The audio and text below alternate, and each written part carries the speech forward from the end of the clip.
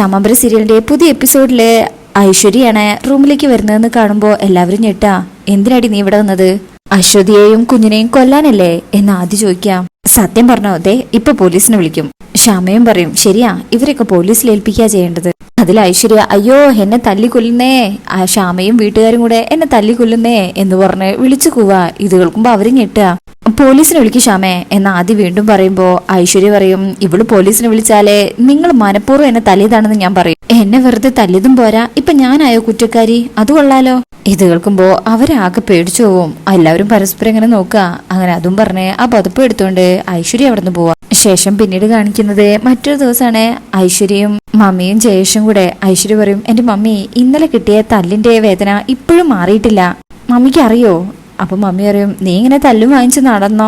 ഈ കണക്കിനാണ് മുന്നോട്ട് പോകുന്നതെങ്കിൽ അരുൺ ഡിവോഴ്സ് വാങ്ങിച്ചെടുക്കും, എന്റെ മോള് തേണ്ടുകയും ചെയ്യും. അവസാനം അവരൊന്നിച്ച് സന്തോഷത്തോടു കൂടി അങ്ങ് ജീവിക്കും. അങ്ങനെയുള്ള അവസ്ഥയാ ഇപ്പൊ നടന്നുകൊണ്ടിരിക്കുന്നത്. ഐശ്വര്യക്ക് അങ്ങ് ദേഷ്യം വരും. വാ അടച്ചു വെക്കും മമ്മി, ഞാൻ ജീവിച്ചിരിക്കുമ്പോ ഈ പറഞ്ഞതൊന്നും നടക്കാൻ പോകുന്നില്ല. എന്തോ എനിക്കത് ഉറപ്പില്ല. ഐശ്വര്യ പറയും, എനിക്ക് ഉറപ്പുണ്ട്, അതുകൊണ്ടാ ജയേഷിനെ കാണണമെന്ന് ഞാൻ പറഞ്ഞത്. ഇക്കാര്യത്തിൽ ഞാൻ എന്താ ചെയ്യേണ്ടത്? ഐശ്വര്യ പറ. ഐശ്വര്യ പറയും, ജയേഷിന്റെ ജീവിതത്തിലെ ഏറ്റവും വലിയ ആഗ്രഹം എന്താ? അശ്വതിയുമായി ജീവിക്കണം. അതല്ല? ജയേഷ് പറയും, അതെ, പക്ഷേ ഞാൻ അതിന് എന്തെല്ലാം ശ്രമങ്ങൾ നടത്തി.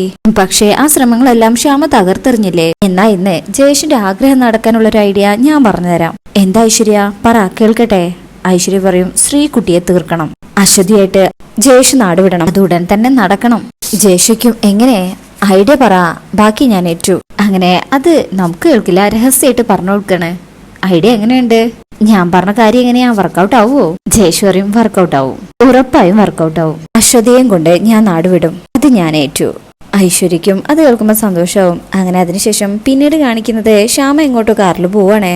ജയേഷ് റോഡരികിൽ നിന്ന് സ്കൂട്ടി സ്റ്റാർട്ട് ചെയ്യാൻ നോക്കുക, പക്ഷെ അത് വണ്ടി സ്റ്റാർട്ട് ആവണില്ല. ഇത് കണ്ടായിരിക്കും ശ്യാമ വരുന്നത്. അത് കാണുന്ന ശ്യാമ വണ്ടി നിർത്താൻ ആവശ്യപ്പെടാ. എന്നിട്ട് ജയേഷിനെ നോക്കിയിട്ട്, ഇവൻ പിടികിട്ടാ പുള്ളിയായിട്ട് മുങ്ങി നടക്കുകയാണ്, ജയേഷിനെ കൊടുക്കാൻ ഇതാണ് പറ്റിയ സമയം എന്ന് വിചാരിച്ചതിന് ശേഷം ശ്യാമ വേഗം പോലീസിനെ വിളിക്കുക. ഞാനാണ് ശ്യാമ, SI ജയേഷ് ഇവിടെയുണ്ട്, ഞാൻ ലൊക്കേഷൻ അയക്കാം. ശരി സാർ എന്ന് പറഞ്ഞ് വേഗം അയച്ചു കൊടുക്കുക. കൃഷ്ണ, പോലീസ് എത്തുമ്പോഴേക്കും ജയേഷ് രക്ഷപ്പെടുവോ? എല്ലാവരെയും ഒത്തിരി ദ്രോഹിച്ചതാ, അവനെ രക്ഷിക്കാതെ കാത്തോളണേ ഈശ്വര. ജയേഷ് ശ്യാമയെ കണ്ടിട്ടില്ല. ശ്യാമ കുറച്ച് സൈഡിലായിട്ടാണല്ലോ നിർത്തിയിരിക്കുന്നത്. ജയേഷ് ആണെങ്കിൽ ബൈക്ക് സ്റ്റാർട്ട് ചെയ്യാൻ നോക്കിയിട്ടാണെങ്കിൽ നടക്കണമില്ല. അങ്ങനെ അല്പസമയം കഴിയുമ്പോ പോലീസ് വരികയാണേ. ശ്യാമയും കാർന്നിറങ്ങും. ജയേഷ് കണ്ടിട്ടില്ല. പോലീസ് വന്ന് തൊള്ളു കൈവെക്കുന്നുണ്ടെങ്കിലും മാറി നിൽക്കടോ എന്ന് പറഞ്ഞ് ജയേഷ് അവരെ നോക്കാണ്ട് വണ്ടി സ്റ്റാർട്ടാക്കാൻ നോക്കുക. ആ എന്ന് വിളിക്കുമ്പോഴാണ് ജയേഷ് പോലീസിനെ കാണുന്നത്. സർ എന്ന് പറഞ്ഞ് ആദ്യം ഒന്ന് ഞെട്ടും. ശേഷം അവിടുന്ന് ഓടിപ്പോവാൻ ശ്രമിക്കുമ്പോഴേക്കും ഈ പോലീസ് പിടിച്ചിട്ടുണ്ട്. ജയേഷ് പറയും, വിട് സാർ, മര്യാദയ്ക്ക് അടങ്ങി നിൽക്കട അവിടെ. അങ്ങനെ ജയേഷ് തലതാഴ്ത്തി നിൽക്കുമ്പോഴേക്കും അങ്ങോട്ട് ശ്യാമ വരികയാണ്. ശ്യാമ കാരണമാണ് താൻ പിടിയിലായതെന്ന് ജയേഷിനും മനസ്സിലാവും. പോലീസ് പറയും, പോവാം. പോലീസ് പറയും, ശ്യാമ കൃത്യസമയത്ത് തന്നെ ഇൻഫർമേഷൻസ് തന്നു, താങ്ക് യു. കുറെ കാലായി എന്റെ കയ്യിൽ പെടാതെ മുങ്ങി നടക്കായിരുന്നല്ലേടാ. ജയേഷിനങ്ങ് ദേഷ്യം വരും. ഡേ നിന്നെ ഞാൻ എന്ന് പറഞ്ഞ് ശ്യാമയ്ക്ക് നേരെ പോകാൻ നിൽക്കുമ്പോ ശ്യാമ പറയും, ജയേഷേ, ഇനി നീ ശ്രീകുട്ടിയോടോ അശ്വതി ചേച്ചിയോടോ ആരോടും ഒരു ക്രൂരതയും ചെയ്യില്ല, അതിനി നിനക്ക് കഴിയില്ല. ഇനി നിന്റെ വാസം അങ്ങ് സെൻട്രൽ ജയിലിലാണ്, സംശയമില്ല. ഗുഡ് ബൈ ജയേഷ്, വാടെവിടെ എന്ന് പറഞ്ഞ് ജയേഷിനെ പിടിച്ച് വലിക്കുമ്പോ ജയേഷ് ശ്യാമയെ ഉപദ്രവിക്കാനായിട്ട് ശ്യാമയുടെ നേർക്ക് ചെല്ലുമ്പോഴേക്കും അതിന് പോലീസുകാർ അനുവദിക്കുന്നില്ല. പിടിച്ചു വലിച്ച് വണ്ടിയിൽ കയറ്റി കൊണ്ടുപോവാ. ജയേഷിന്റെ കാര്യത്തില് ഒരു തീരുമാനമായ ഒരു സന്തോഷത്തിലാ ശ്യാമ നിൽക്കുന്നത്. ശേഷം പിന്നീട് കാണിക്കുന്നത് മറ്റൊരു ദിവസം ശ്യാമ ഭഗവാനോട് പ്രാർത്ഥിക്കുക. എന്റെ കണ്ണ, ഞാനും അരുണേട്ടനും എല്ലാരും കോടതിയിലേക്ക് പോവാ. ഇന്ന് ഐശ്വര്യടുത്തി ഡിവോഴ്സിന് സമ്മതിക്കണേ ഭഗവാനെ. ഇനിയുള്ള കാലെങ്കിലും അരുണേട്ടനും അശ്വതി ചേച്ചിയും ശ്രീകുട്ടിയും സന്തോഷത്തോട് കഴിയാനുള്ള ഇടവരുത്തണേ. ഇനിയെങ്കിലും ഈ വീട്ടിലെ എല്ലാവർക്കും സമാധാനം ഉണ്ടാവണേ, അതിനിടവരുത്തണേ കൃഷ്ണ എന്നൊക്കെ ഇങ്ങനെ പ്രാർത്ഥിക്കുക. അതിനുശേഷം പിന്നീട് കാണിക്കുന്നത് ശ്യാമയും അരുണൊക്കെ കോടതിയിൽ എത്തിയിട്ടുണ്ട്. അങ്ങനെ ജഡ്ജ് ഐശ്വര്യനെയും അരുണിനെയും വിളിക്കുക. ശ്യാമയും ആദ്യം എല്ലാവരും നല്ല ടെൻഷനിലാണ് നിൽക്കുന്നത്. അരുണിനും നല്ല ടെൻഷനുണ്ട്. ഐശ്വര്യ എന്താ ചെയ്യാന്ന് അറിയില്ലല്ലോ. അങ്ങനെ ഐശ്വര്യയുടെ വക്കീലും വന്ന് നിൽക്കും.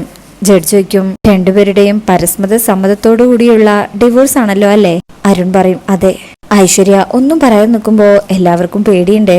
അങ്ങനെ ഐശ്വര്യയുടെ വക്കീൽ പറയും, യുവർ ഓണർ, ഡിവോഴ്സ് പെറ്റീഷനില് ഐശ്വര്യ സൈൻ ചെയ്തു എന്നുള്ളത് നേരാ. ഡിവോഴ്സ് പെറ്റീഷനിൽ ഒപ്പിടുമ്പോ ഐശ്വര്യയുടെ ഭർത്താവായി നിൽക്കുന്ന ഈ അരുണും അമ്മ വസുന്ധരയും പിന്നെ അരുണിന്റെ അനിയന്റെ ഭാര്യ ശ്യാമയും എന്റെ കക്ഷി ഐശ്വര്യക്ക് പല വാഗ്ദാനങ്ങളും നൽകിയിരുന്നു. അത് കേൾക്കുമ്പോൾ തന്നെ ശ്യാമയും അരുണും എല്ലാരും ഞെട്ടുന്നുണ്ട്. ഐശ്വര്യ ആ വീട്ടിലേക്ക് വിവാഹിതയായി വരുമ്പോൾ 251 പവൻ സ്വർണ്ണാഭരണങ്ങൾ ഐശ്വര്യ അണിഞ്ഞിരുന്നു. ഇത് കേൾക്കുന്ന ശ്യാമ ഞെട്ടും. ആദ്യം ഞെട്ടിലോടെ മമ്മീനെ നോക്കണേ. അപ്പൊ അരുൺ പറയും, കുറച്ച് ആഭരണങ്ങൾ ഉണ്ടായിരുന്നു, അത് ഇപ്പൊ ഐശ്വര്യയുടെ പക്കലുണ്ട്, ബാക്കിയെല്ലാം മുക്കുപണ്ടങ്ങളായിരുന്നു. ഇത് കേൾക്കുമ്പോ മമ്മിക്ക് ദേഷ്യം വരും. ഐശ്വര്യ നാണം കെട്ട് തല താഴ്ത്തുന്നുണ്ട്.